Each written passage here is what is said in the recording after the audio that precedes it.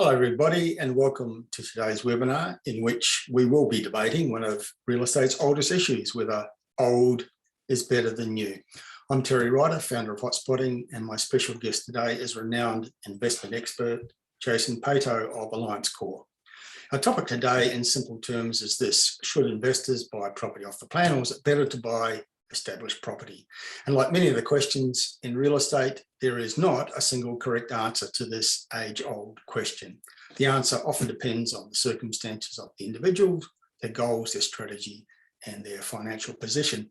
And like all real estate investment choices, there are pros and cons for each of those options. So let's get into it. And to get us underway, let me welcome our guest presenter today, Jason Paetow of AllianceCorp. Fantastic. Terry, thank you so much for having me. Really excited to talk to you yourself and all the viewers. Obviously, it's one of those questions that comes up time and time again. There's probably two questions that we get most here at AllianceCorp is, Jason, where should I be buying? And what sort of properties should I be buying? So we're going to have a look at all of those questions. I've got a few slides. I've got some data that we'll run through, and you and I can go back and forth on those two strategies. But also too, as we mentioned earlier, look, I probably want to finish the chat today with just having a little bit of a chat around interest rates as well. Obviously, that's one of the your most common questions also when we're talking to clients. Jason, what does that mean for my portfolio? What does that mean for me buying another property? So I think it's an opportune time to also touch on how interest rates are going to impact the market and whether higher interest rates actually help you make a decision as to whether you buy established or new property or off the plan property, whatever it might be. Yeah, okay. All right. So what I might do is I might just share my screen. I'm a visual guy. We can chat all afternoon, but I always like to get a few slides up. So I'll just share my screen. Okay, cool. So you can see that okay, Terry? I can. Cool. All right. So let's have a look. Which is better, new or... And when I say new, it could be off the plan or it could be a brand new property that had just been built versus something that's more established, something that's more older. An established property could be something that's been around for 12 months or as long as 20, 30 years. To get started,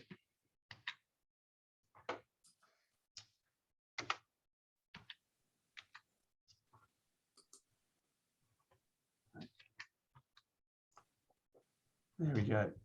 All right, so the first thing I guess I want to touch on is, before we sort of ask which type of property is better, it's really important to understand that when we're looking at building a portfolio, the first thing we have to understand is that at the end of the day, the portfolio is just a neatly packed pile of bricks. It's just a vehicle for building wealth. So what we really sort of focus on first, which we'll touch on a little bit later, is really understanding why are you buying these properties? What are you hoping to achieve in terms of your end goal? What sort of strategies and what your current financial position is, because this will very much determine what sort of properties work best, whether it's established or new. It's not one size fits all. So, often clients will come to us and they say, look, they might print off a flyer from the internet or spoken to someone and said to us, look, someone has said this is a really good investment property for me. And my first question to them is, well, what do they know about your circumstances? What do they know about your financial goals? So I thought that one of the things that we could look at is the pros and cons. But before we get into that, ultimately, the viewers need to ask the question, what does a property portfolio look like in terms of achieving those financial goals? We often say that, to achieve significant financial goals through property investment, you can't just rely on buying and holding one investment property. It normally requires a portfolio of properties that you would build up over time, which is really important. It also provides some diversification in that you can chase the markets nationally. And it's really all about how you can grow that portfolio, how you can grow it in a way where it doesn't significantly impact your lifestyle, and what do your exit strategies look like at the end of the day. So typically in our business, we like to refer to ourselves as property wealth planners. Look, we educate people nationally. We are also buyers advocates, so we help them buy the properties nationally. I'm not biased, so we buy older established properties, and we also buy new and off the plan properties. When I started my advocacy business 13 years ago, we only bought established, and then over time, we saw the benefits of buying new and building that into the portfolios. But typically with all of our clients, we first sit down and say, look, this is typically what we might look at in the short term over the next possibly 5 years, for some people 10 years.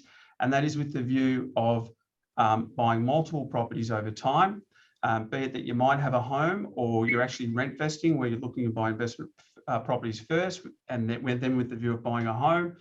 You might also look at purchasing something there in your self-managed super fund. But ultimately over time, this portfolio needs to achieve those financial goals, whether it's to help you pay down the mortgage sooner, create some passive income. There may be some tax benefits there that you're chasing. And for those who are close to retirement, it's really setting yourself up for retirement, but making sure that you put in a strategy that doesn't risk what you've already built, which is super, super important. So that's ultimately what we're trying to do. So when we talk about that strategy, we refer to it as the portfolio grade strategy. So it first starts with reviewing all your financial goals, looking at exit strategies and looking at your timelines. How much time have you got to achieve these certain goals?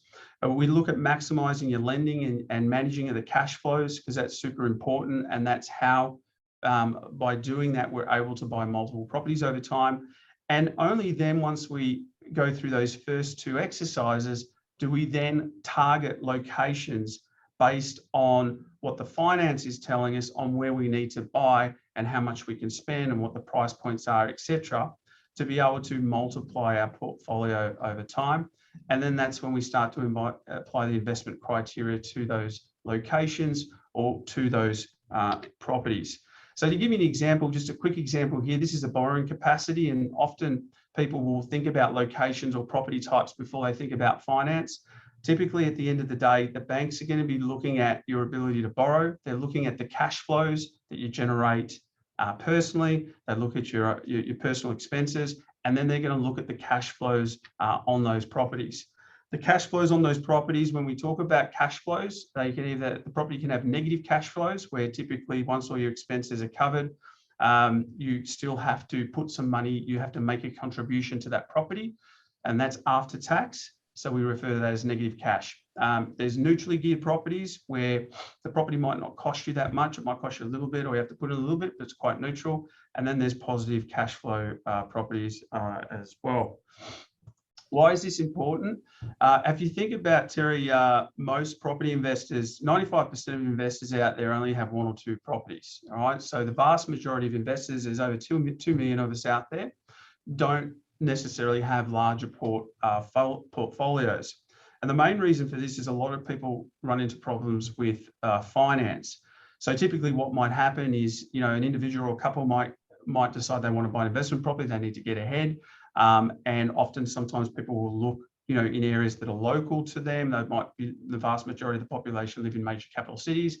In most of our major capital cities, and if you look at average interest rates, most properties are either neutrally geared or negatively geared. It's only at the moment, because we've got record low interest rates, that a lot of properties are cash flow positive. Normally, traditionally, particularly in the major capital cities, they have negative cash flows.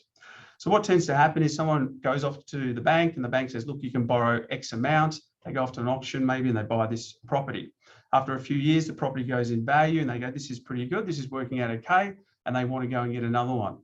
They run off, find another property, bank says tells them how much they can borrow, and then they get their second one. What they don't realize is, depending on the type of property and depending on the cash flows, if it happens to have negative cash flows, over time, their borrowing capacity is reducing. And then typically they can hit a brick wall with finance.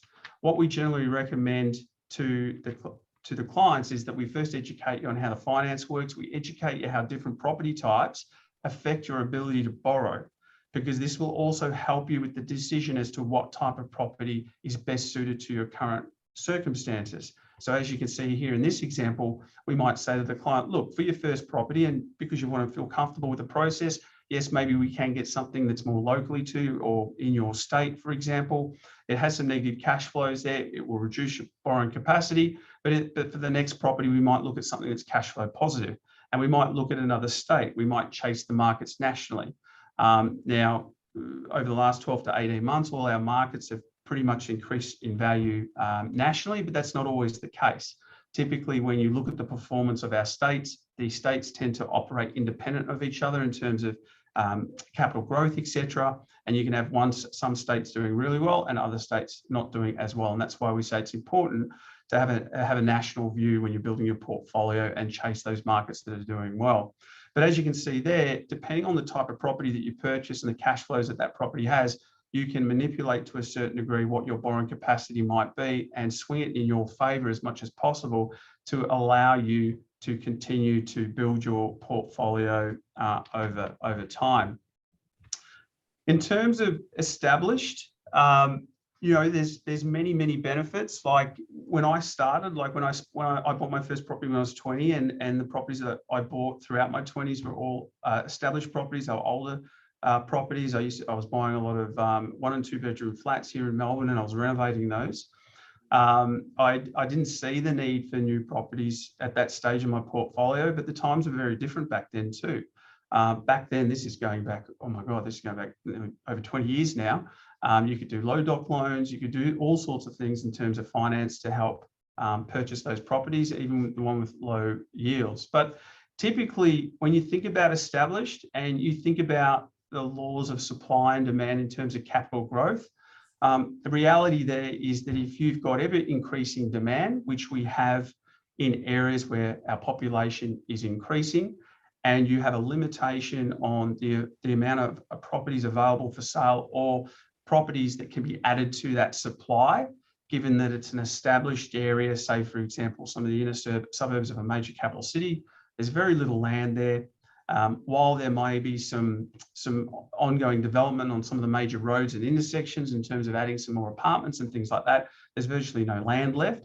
So there is a limit on supply, and that limit on supply with ever increasing demand means that you can get some pretty good capital growth in some of those established areas.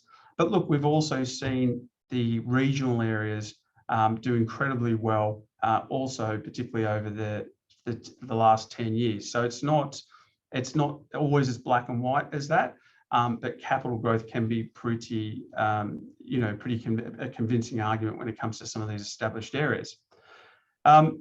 When you think about some of those established areas, because they've been around for a little while too, it's allowed for enough time for, you know, the roads, good road systems to go in, good transport systems to go in. There should be some pretty good amenities that are close by. Often in some of these areas, you can just walk down to the local train station or tram or whatever it might be. So again, in some of these sort of more built up areas, you can find that the infrastructure is a little bit better in those areas. When it also comes to buying established, you know, you do have the power to negotiate. All right. So, you know, these properties tend to be on the open market. You're dealing with the real estate agents. You've got the buyer and the seller, and the vendor will receive what the market's prepared to pay. So this does allow you to negotiate on these properties, put offers in. Sometimes you can get lucky. Sometimes you might find that you've got a very motivated vendor who has to sell the property quite quickly. You might find that for whatever reason, you just got lucky and there just doesn't happen to be a lot of interest in the property at that particular time. So there is some opportunities there to negotiate. You don't have that with new properties or off the plan properties, and there's reasons for that, which we can touch on later. So that can also be a bit of an advantage. The other consideration is affordability. Now, not so much in our major capital cities at the moment. You know, it's making it really tough for some people to get into these properties. But look, if you do look at some of the outskirts of some of the major capital cities, if you look at some of the regional areas, our minimum sort of price point is in around the 400. We can purchase less than that, but we can still purchase, you know, decent quality established properties in some of these major regional centres. You know, they've still got 100,000 people plus in these areas. There's still some of them are still within commutable distance of our major capital cities. So for those watching, thinking that they can't get into the market, no, absolutely you can. Again, you just got to look at the right areas. But if you start to look at new properties and you start to look at the increases with inflation and supply issues globally, which have massively pushed up construction prices and the cost of materials, it's very hard now to purchase new or off the plan properties at that sort of price point. most price points now in terms of something that's reasonably decent are starting at in around sort of 500 or just under 500, depending on where you're buying these properties. So affordability is a great one for people looking to buy established. Equity release is good in that it's quick. Okay, so you can put an offer in a property, you can negotiate, you can have a settlement on that property for 30 days. You can literally own your property from the time that you put in an offer within 30 days. So if you are in a market like typically where we've had some great returns and we continue to have some really good returns in some of the areas, be it that the market is starting to slow down, which is actually a really good thing. We don't like it when it's up and down. We just want it to we want the markets just to cruise along. So it is what it is. But it means that if your property grows, for example, increases by 30, 40, or even $50,000 within the space of 12 months, you can release that equity quite quickly. If you are looking to purchase something off the plan, for argument's sake, you need to wait for that property to be constructed.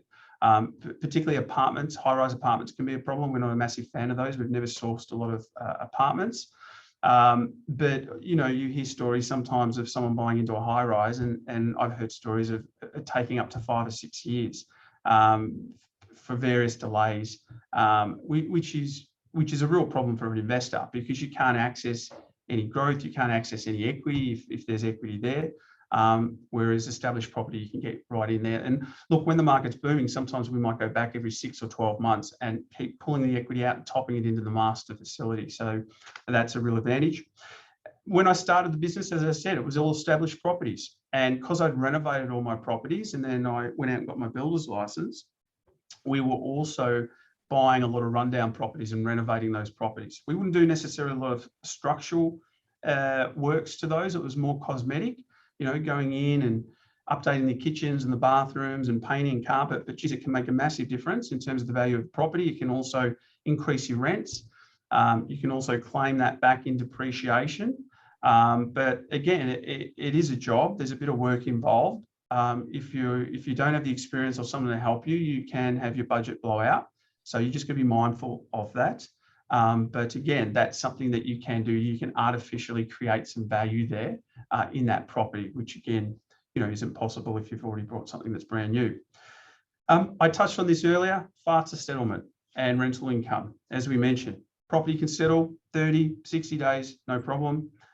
Rental income, if you've bought it with a tenant, well, you're receiving rental income from day one.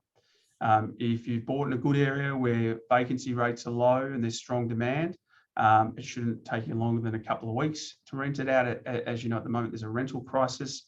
The vacancy rates are almost zero in some locations. So again, if you don't want to wait for that income, if you want that income in your pocket, that property could be cash flow positive, particularly if it's in a regional area. It's an established property. We'll have a look at those shortly. That's money straight in your pocket, or the surplus cash flow income is straight into paying off the mortgage, paying off those personal debts. Terry, do you have any questions about any of those pros? Can you think of any others? Look, I don't have any questions. I'm just interested to hear what you have to say about it. There's a couple of pros there that haven't occurred to me before as being advantages of buying established property, including the ability to negotiate on price more so than if you're buying off the plan property. Yeah, and look, there's a reason for that. Like, a lot of clients ask that question, and there's. Look, if you think about new property, what are your options? You're buying an apartment, maybe in a high rise, or you're potentially buying, it could be a house and land package in an estate.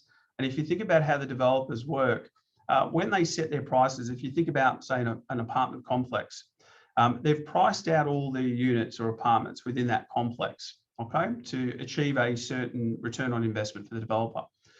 And as long as we can meet the market with those prices, they don't tend to like to negotiate, because if you've got two identical apartments side by side, and as a purchaser, you're able to significantly negotiate the price on the other, well, then what's to say all the other buyers coming along saying, well, they're all identical, so reduce the price on all of them.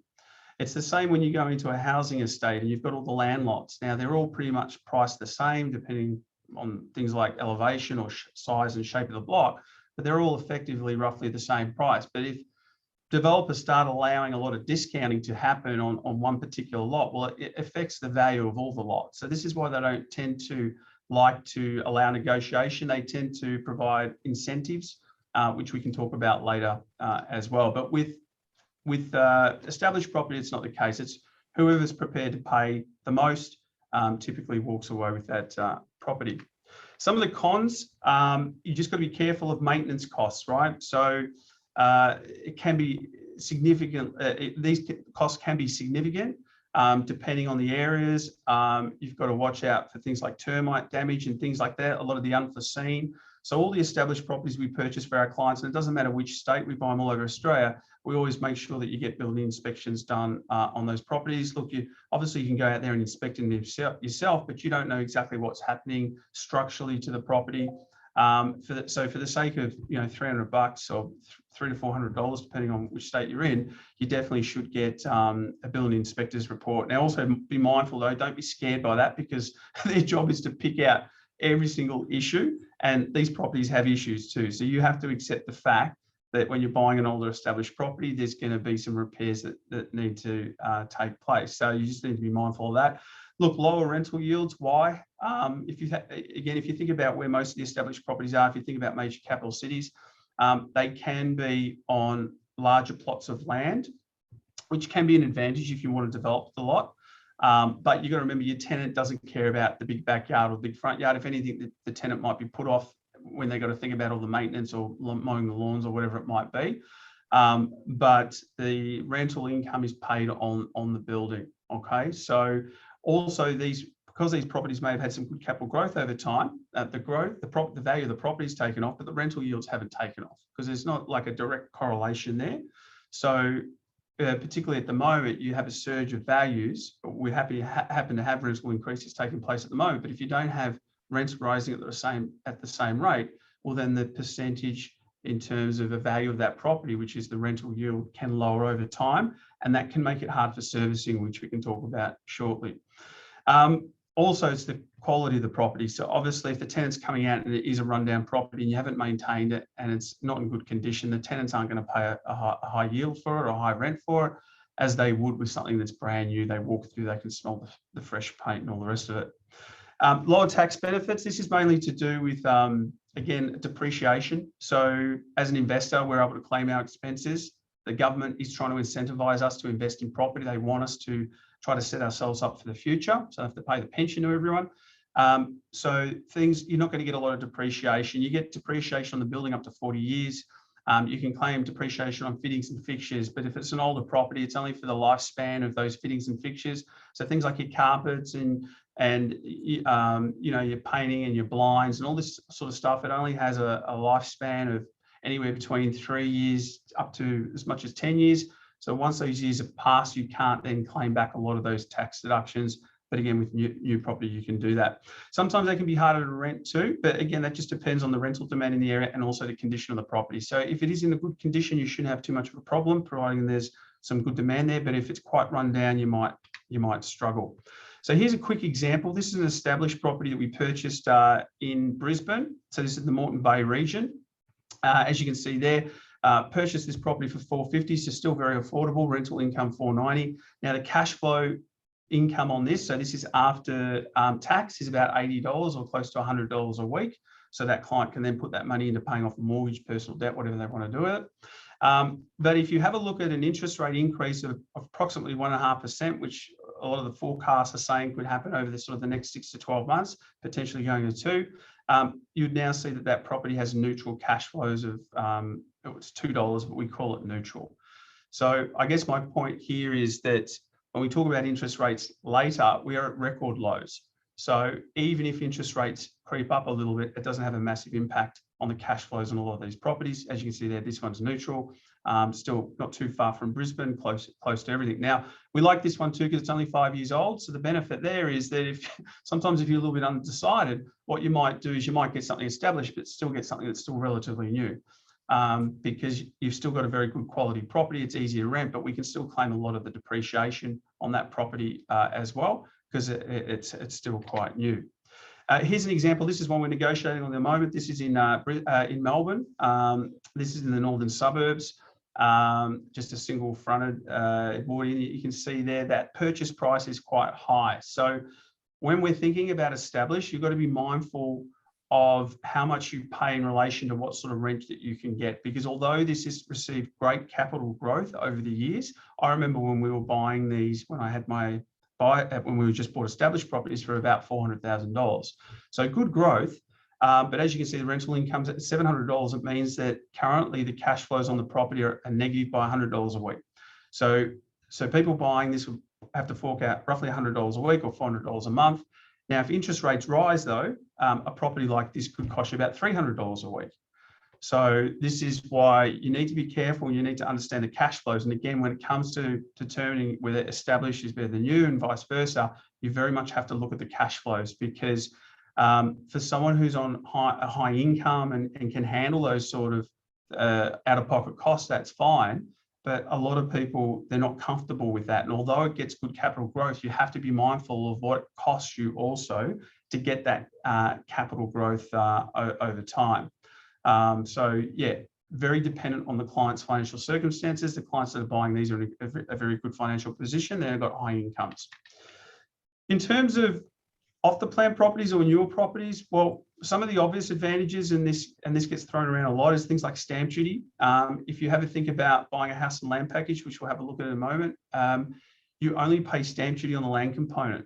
So if you have a think about the established property here, now in Melbourne, you'll pay 5% of the purchase price, right? So you'll pay over $50,000 just for stamp duty on that property. It's significant. In Victoria, it's 5%.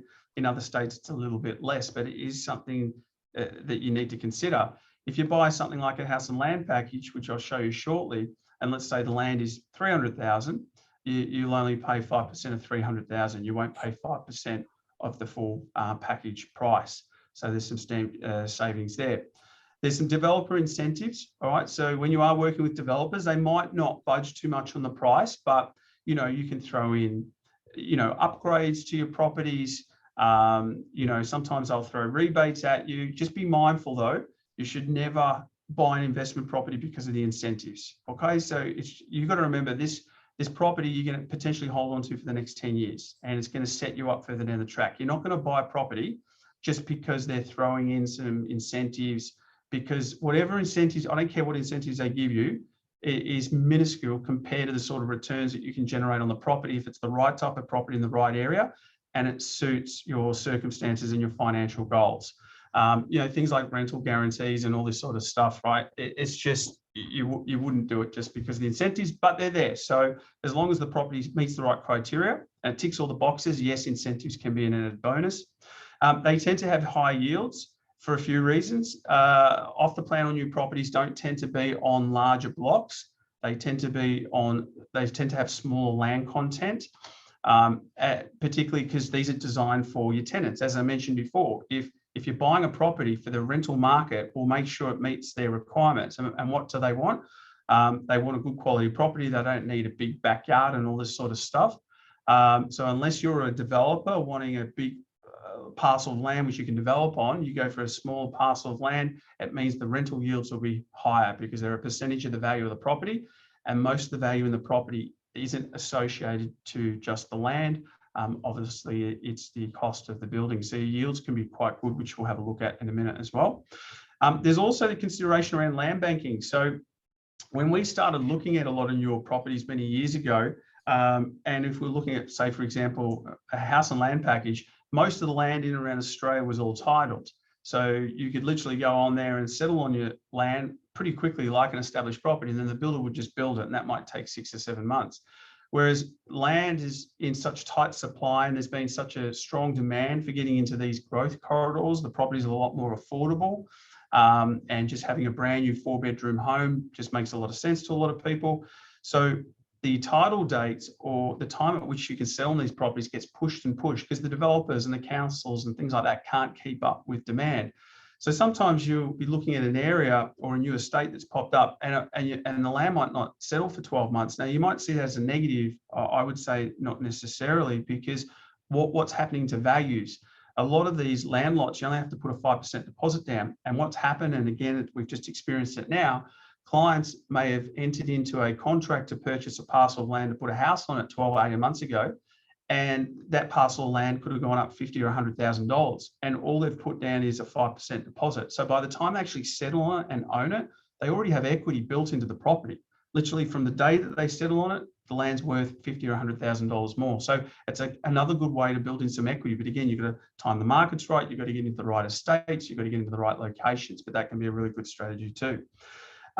It can also give investors time to save. So for those investors who have good savings, but they've worked out that it still might take us 12 months to get a property, if you target one of those properties where the settlement is delayed, it gives you time. Okay. And as I said before, the property could have increased in value, because if you wait, you might, let's say, for example, what if you wait another 12 months, like what happened in the last 12 months, and the properties went up another 100,000? You're actually going backwards, because most people can't save as quickly as the market is increasing, particularly when you're in a boom.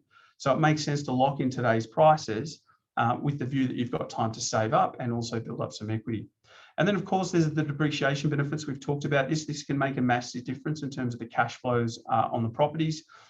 You'll get a quantity surveyor report done on that property, which gives you those depreciation credits for up to 10 years. You can use that report, and there's some significant depreciation that you can claim back on that property, on the construction, that you can't do on the older established properties. Don't have to worry about maintenance. So if you're someone that really wants to be hands off, look, I'm busy enough. I've got my career. I'm going to build this portfolio. I've got my property managers to look after everything. I just want to grow it and buy it, but I don't want to worry about it.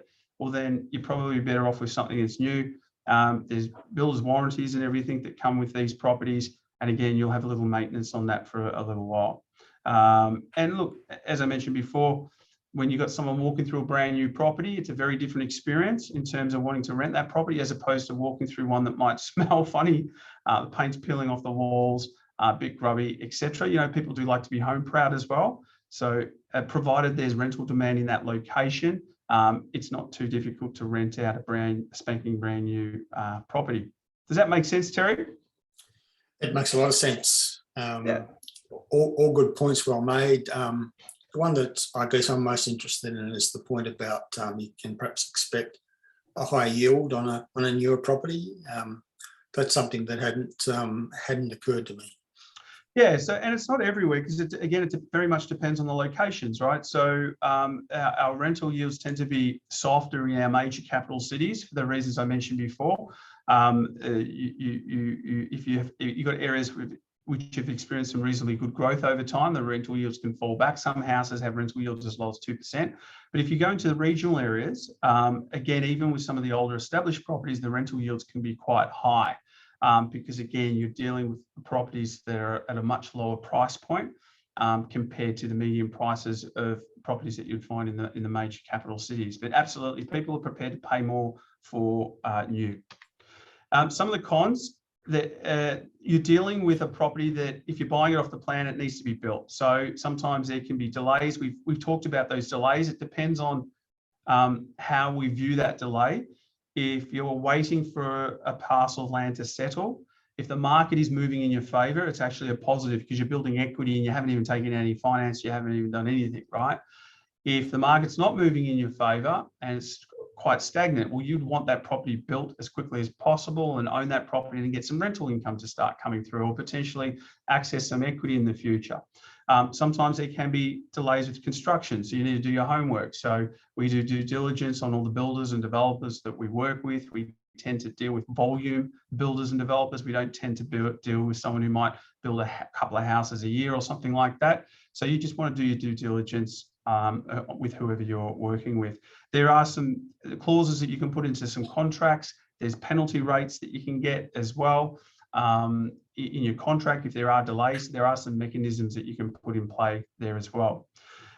You've got to be careful about not paying a premium for the property. Like it's like anything, when something's brand new, you can often pay a premium. This tends to be more prevalent with buying into high-rise apartments. The biggest challenge we find there is that sometimes they can be harder to value depending on where they are and whether there's a lot of comparable sales, but also too, these properties may not be, the construction might not be finished for as much as 3 years. So as far as the developer's concerned, he just needs to know that in 3 years' time, the property is worth what the market says it's worth, so he can settle on the property. But if you've paid a premium for that apartment, it just means that over the next 3 years, you haven't made any money on it, because all that's happened is because you paid a little bit more than what it was worth. The market has continued to rise over the 3 years, but it's only meeting the market value of the property at the time of settlement. So you'll be able to sell on it, no problems, but you might not have any equity in that property. So you just got to be mindful with particularly some of those apartments or those big high-rise apartments, how long it might take before you can settle on it and whether you're going to get much capital growth out of that property. So that's something to be mindful of. In terms of other strategies like, I don't know, smaller townhouse projects or house and land packages, it's quite easy to value the land. You don't have that same sort of problem because it's very easy to work out what the land is in those areas. And again, you don't have to wait 2, 3 or 4 years. Supply issues are a big problem, particularly with the inner suburban areas just outside of major capital cities or CBD locations where there's a lot of high rises going up. So you just got to be mindful of that. Those oversupply issues will affect the values of the properties, but they'll also affect the vacancy rates in those areas. I remember a lot of stories, even here in Melbourne and the Docklands, of 50% of the apartments sitting vacant that investors had purchased for many, many months because they just didn't have the rental demand there, and there's just too many going into that location. So you always want to see there's a bit of a limitation or what restrictions are there or what's being built, what's in the pipeline. If you are going into high density locations with the view that the council have said, just bring it on, build as much as you want to the developers.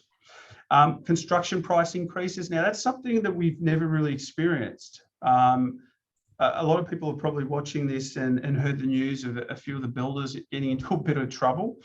We've never really experienced this. Like whenever you enter into contracts, particularly if you're looking at a house and land package, it's a fixed price contract. Now, what that means is the builder can't typically put up his margins, but the contract doesn't cover material costs because that's out of the control of the builder. And with everything we've had to deal with COVID, which has contributed to supply issues around the world and inflation, the prices have gone up significantly. So that is something that investors have to be mindful of. Whenever we're dealing with our clients, we always factor that in, that there could be a chance here that we need to contribute some additional funds, and we make sure that that's a possibility. But we also negotiate with builders and developers with regards to that. So that's something you're going to be mindful of. And they tend to have small land content. Now, it can be an advantage in terms of higher rental yields, all right, on the property. But again, depending on where it is and what it is, it means that you might not get as much capital growth as you might with a property with a larger land content. But as we said, it's about how much space that property provides. It's not always about land content; it's how much space are you buying in that particular region. So a lot of pros and cons either way. If we have a look at an example of off the plan property, this is something we purchased recently. This is in WA. So WA is a state that's still got very strong growth forecasts. As most people are aware, nationally prices are starting to come back.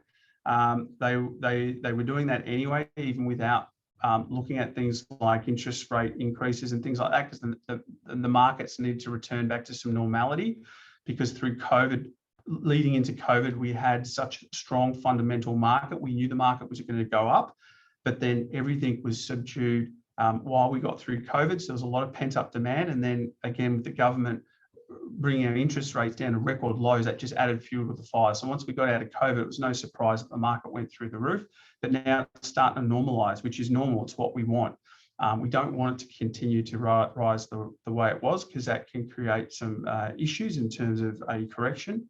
But this is, again, something that's very affordable, 4-bedroom brand new home, rental income very high. You're looking at $525. Cash flows on the property, currently cash flow positive, $120 a week. Now, even if interest rates were to increase by 1.5%, the property is still cash flow positive by about $30 a week, but we call it neutral.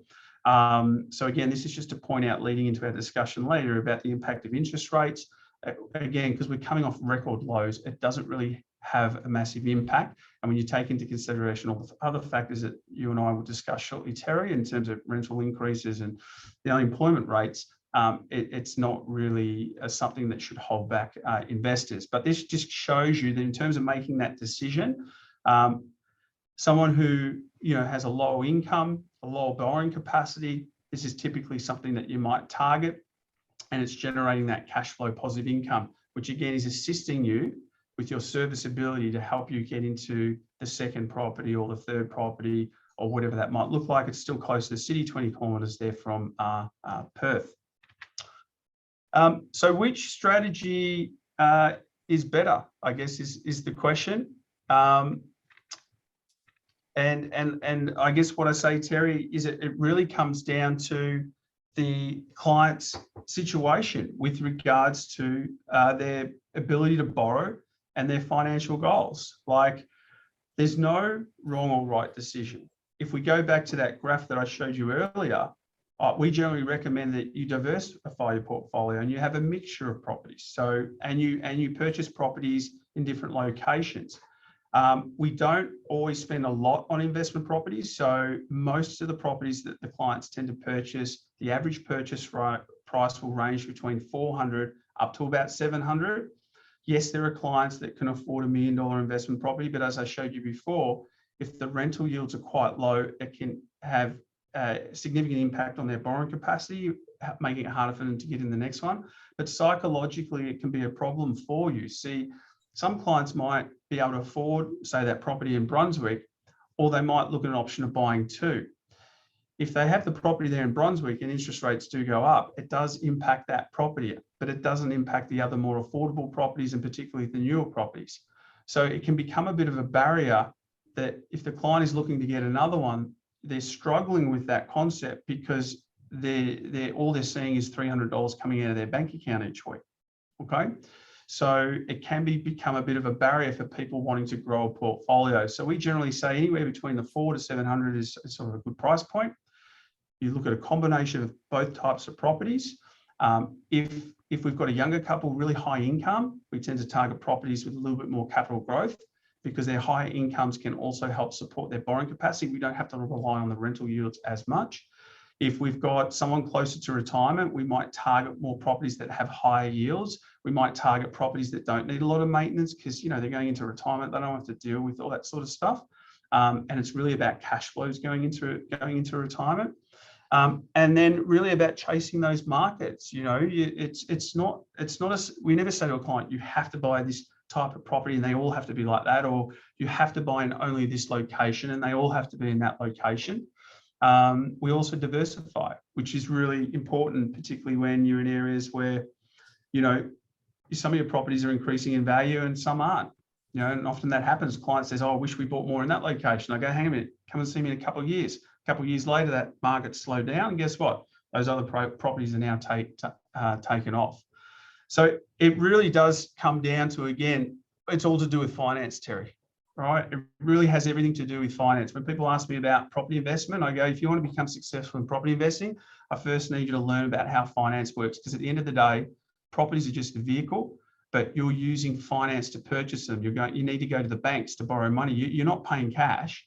So unless you have a strategy there, or unless these purchases complement or help you with your borrowing capacity or help you with your ability to buy more to build this portfolio, well, then maybe that particular property isn't right for you at this given point in time. It might be better for you later, but it might not be better for you now. Does that sort of make sense, Terry?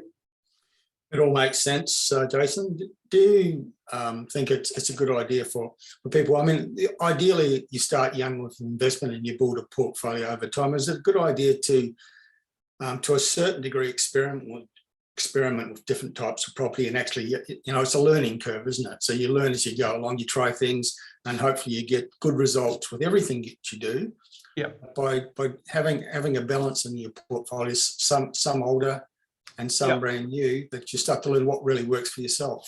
Yeah. So my advice is that if I had a group like AllianceCorp that I could speak to when I started in my early 20s, I would have made many different decisions. The reality is that, that most people can buy their own investment properties. People can go to the auction, they can put their hand in the air longer than anyone else. But unless you've got a proper strategy, it can really impact your ability to move forward. And if you don't have the advice, if you don't have the support, well, realistically, you're gambling, because that's what you're doing. You don't know. And a lot of us don't have time. Once those years pass, we can't get them back. So I don't want viewers out there spending 5 years experimenting or 10 years experimenting only to find out that that's cost you a lot of money. What they need to be doing is getting professional advice.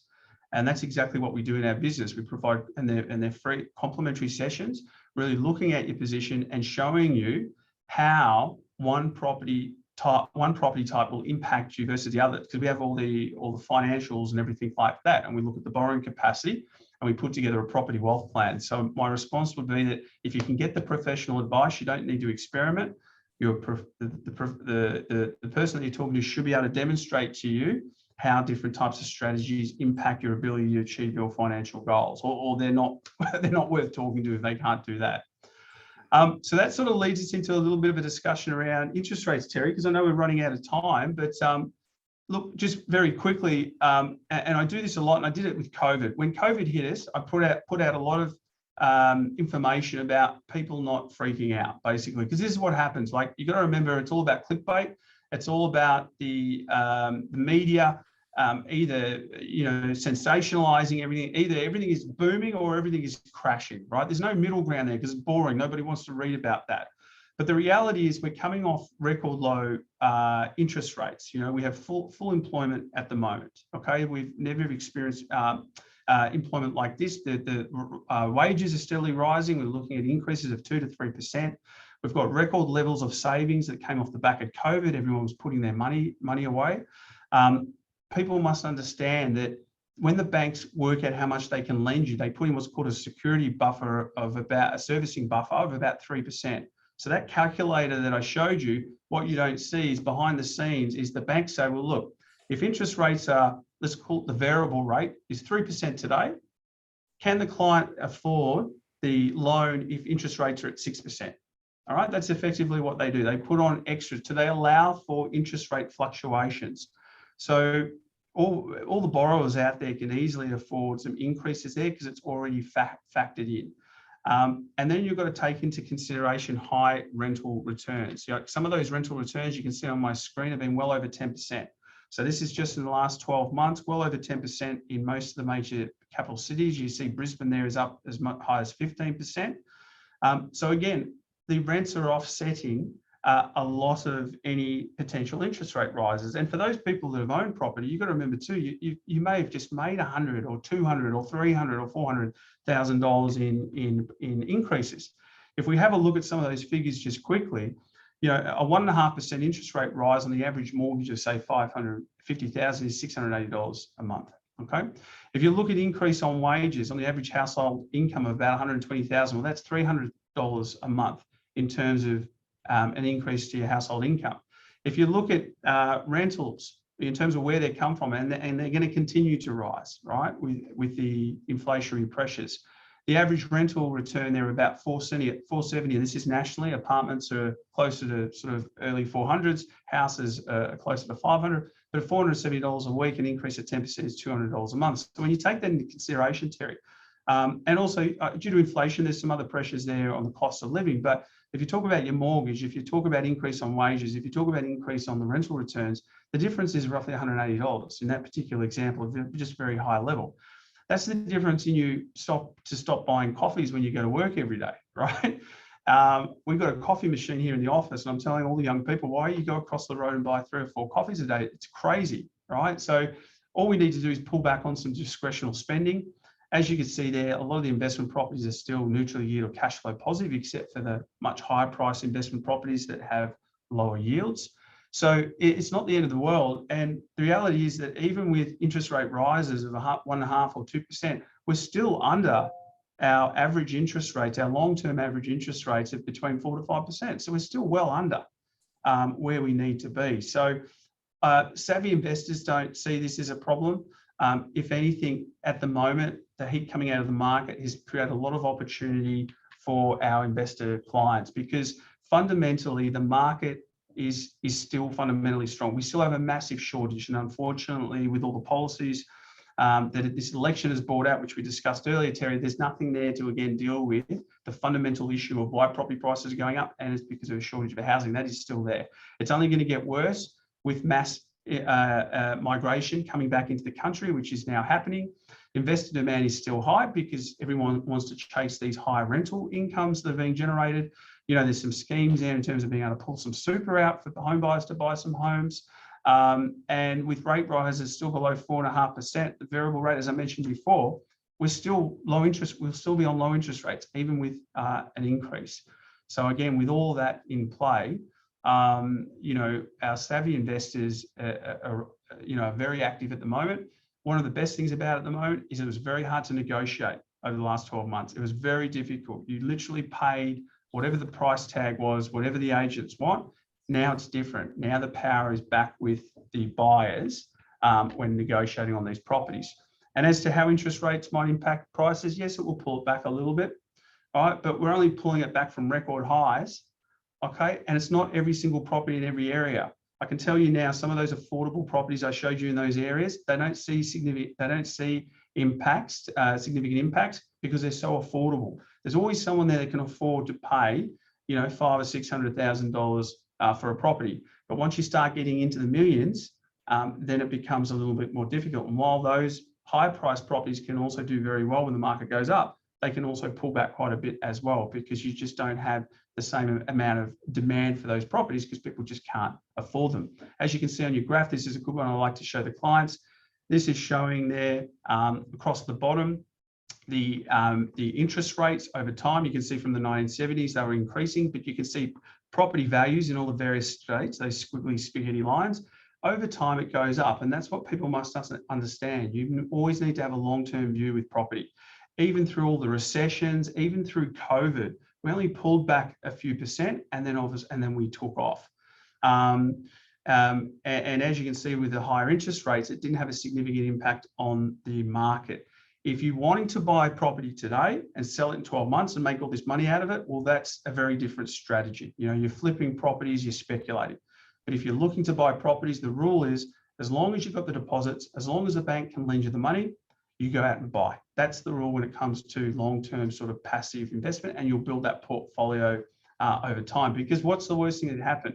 For example, that client that bought that property in Perth, it's cash flow positive.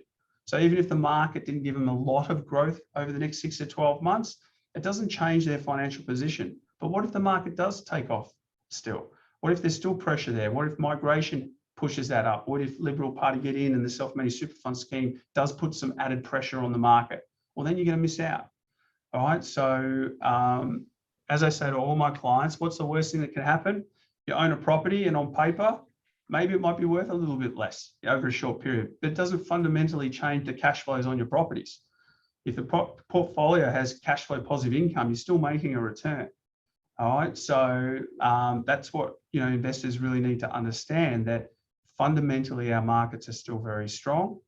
And in your portfolio, you'll have a mixture of established and new properties, and you'll make sure that you use these sorts of structures to continue to buy multiple properties over time.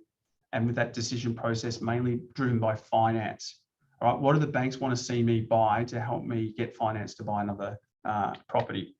And just with a final statement, I'm sure a lot of viewers are familiar with this one. This is one of my favorites. Be fearful when the markets get greedy, and be greedy when the markets get fearful. So a lot of investors understand that right now, as the market heat comes out, that's creating opportunities for investors out there, particularly with rents that continue to skyrocket and provide some passive income, you know, to pay off your mortgage, your personal debts, get you ahead financially.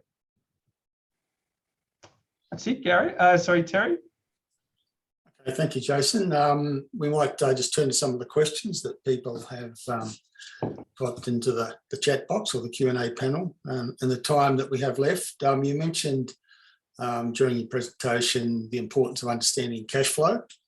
And Peter's asking, is there a calculator that you can share that helps them understand potential cash flow of a property?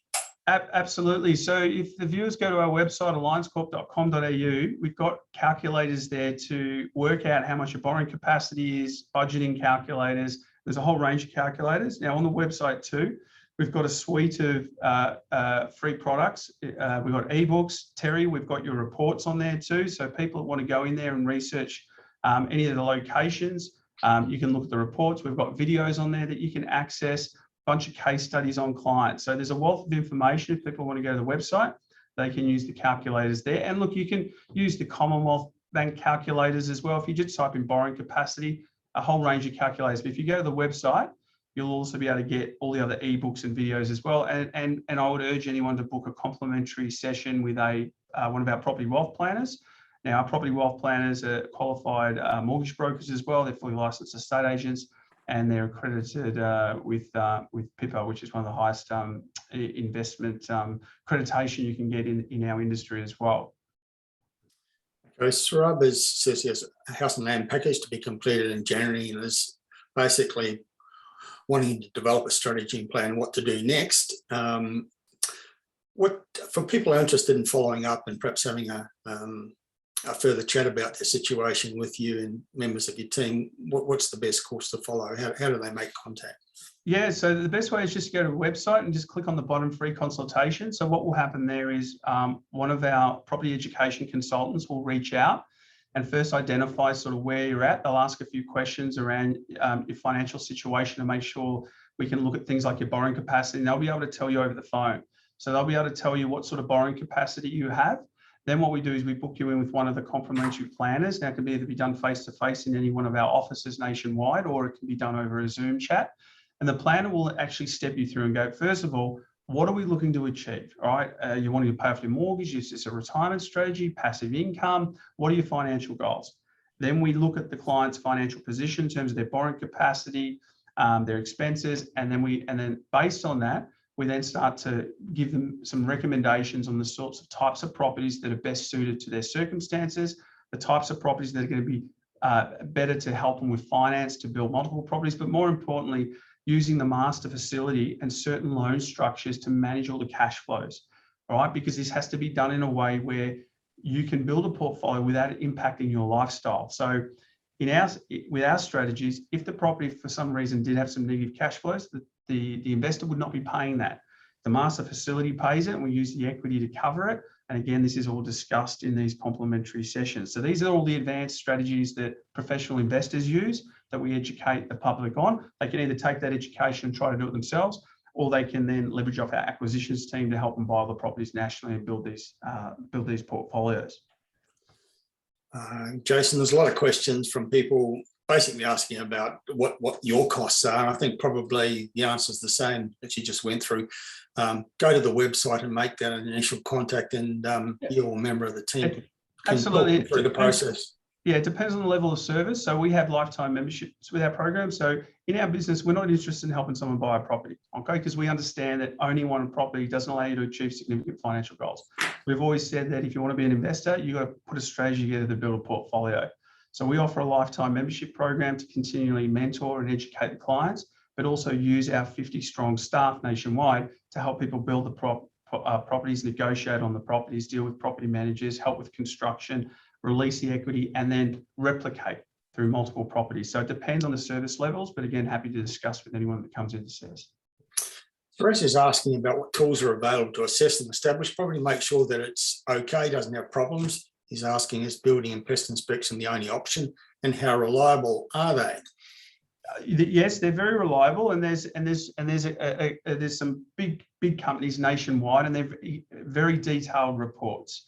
So you'll often find that sometimes people might get spooked when they see a building inspection report, because as I mentioned earlier, their job is to go through and nitpick everything. And sometimes a building inspection report can put people buying off established. People have to understand that if it is an older property, it's going to have some issues, but it's more so the major issues that we're really concerned about, not the cosmetic issues. So if there's significant pest and termite and issues with it, or there's significant structural issues of something of that nature, well, then you probably want to steer clear. But if it's minor stuff, you've got to expect that that's there. Absolutely, you can rely on pest and building inspections from a larger reputable company.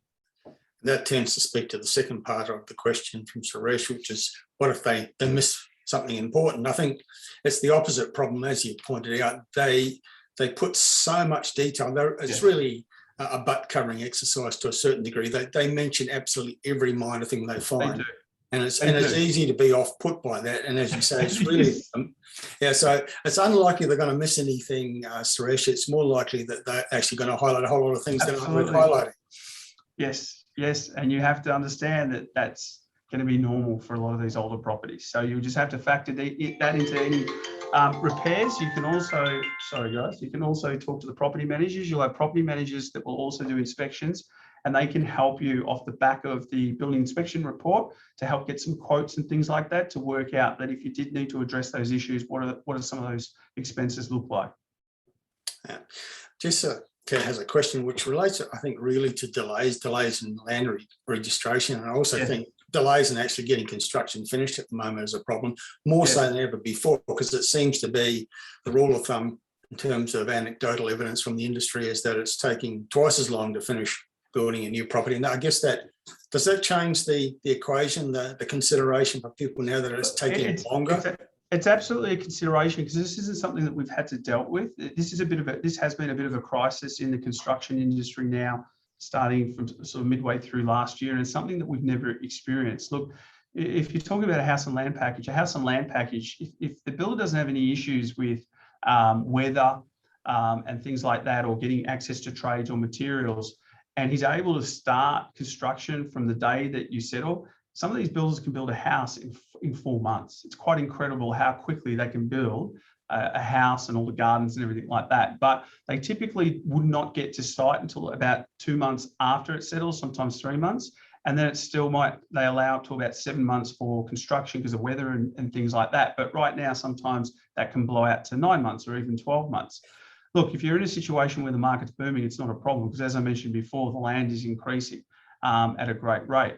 And as long as you've structured the finance correctly, there'll be some additional interest repayments because you're holding the loan on the land, you're holding the construction loan maybe for a little bit longer. It might only equate to a few extra $1,000 more. We would always make sure that you've got that available. But yeah, these need to be considerations. Now, things are getting better though. All right, so we're starting to see that come back now. We're starting to see things easing up. But again, it's about who you work with. So we work with reputable builders. We do hear situations where people who are doing it their own with builders are running into more issues. Because we're such a big organisation and we buy hundreds and hundreds of properties every year, we have some really strong relationships. So we tend to get looked after. Whereas if a builder is dealing with that home buyer or investor, that's just one client to them, there's generally not a lot of repeat business there. So sometimes it can take a bit longer if they're struggling, and that that's something that we're able to manage a little bit better with our clients and builders. Okay, there are a number of other questions, Jason, but I think they actually, a lot of them sort of relate to the individual's very personal circumstances. And what I would suggest is that they follow up and make contact with AllianceCorp and sit down. That initial consultation, I think you stressed, there's a free consultation. Absolutely, we value the session at $500, but it's complimentary for anyone to come along. It's a free session. We give you a lot of tools, a lot of ebooks. There's a lot of videos there. We give you a home study course. You've got access to our app, which allows you to budget and help you save up for your deposits quicker. We have programs there for viewers online who are thinking how they're going to get into the property market. Maybe they don't have enough of the deposit, etc. We have programs to cater for that as well. So absolutely, you've got nothing to lose by getting educated and get some professional advice. And it's complimentary, so why wouldn't you just jump on the website? It's alliancecorp.com.au. Okay. Time to wrap up. We've actually gone a little bit over time, but it's been a great presentation. Thank you, Jason Paetow from AllianceCorp. I always like being involved in a webinar where I'm learning stuff, and there's a number of really good points that you made that hadn't previously occurred to me. What I really liked about your presentation, Jason, is that it was such an open and honest appraisal of the pros and cons of both approaches, because so many of the consultants that people might encounter out there have a vested interest in promoting them into new property, or they have a bit of a personal bias against in favour of established property. So I think one of the benefits of dealing with your organisation and with your presentation today is you looked very openly and honestly at the pros and cons of both new and old. And I think in the final analysis, the answer is it does depend on the individual circumstances. Yeah, absolutely. You're so right. It is very confusing out there, particularly when you jump online. There's so much conflicting information. Look, it's hard because, it's a lot. We're quite unique. Most businesses or most investment groups or property advisory groups either do one or the other. They'll either buy established properties or they'll be promoting you. It's very rare that they do both. So we've got a very unbiased position on this. So anyone that wants to come in and learn exactly how it works, we're happy to run through that with them. Okay. All right, time to wrap it up. Thanks again, Jason. No worries. Great webinar. I'm sure that we had really good registration numbers for this one. I'm sure the people watching it live or those who will watch the recording, because everyone who registered will receive a copy, will get great value from the information and views that you presented. Let's do it again soon. Thanks, Terry. Thanks for having me. Bye-bye. Bye-bye.